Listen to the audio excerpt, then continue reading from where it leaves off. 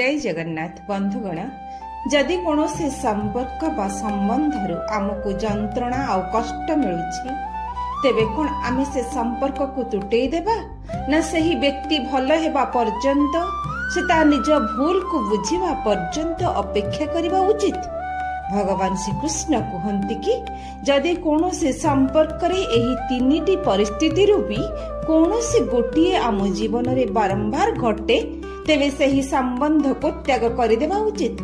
सही तीनिटी परिस्थिति रू प्रथमटी हेला जेउ संबंध रे आमको इज्जत मिले नहीं, आमर बारंबार अपमान हुए तेबे सही संबंध को तुरंत त्याग करदेवा ही उचित, कारण सम्मान बिना कौनसी संबंध तिष्ठि रही पारिबो नाही। द्वितीय रे जेउ संपर्क रे बारंबार मिथ्या कहा जाए तेबे एही संबंधर कौनसी अर्थ नाही, कारण भरोसा बिना कौनसी भी संपर्क बोझ हो जाए।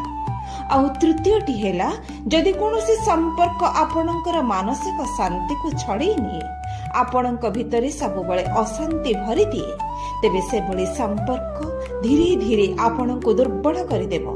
सही संपर्क जोगु आपण भी मानसिक और शारीरिक उभय स्तर रे मध्य दुर्बल होई जिवे। तेणु एभली संबंधरू निजे निजको बाहर करी आनिबा ही बुद्धिमान र काम। संपर्क रे प्रेम रहिबा उचित, बोझ नुहे।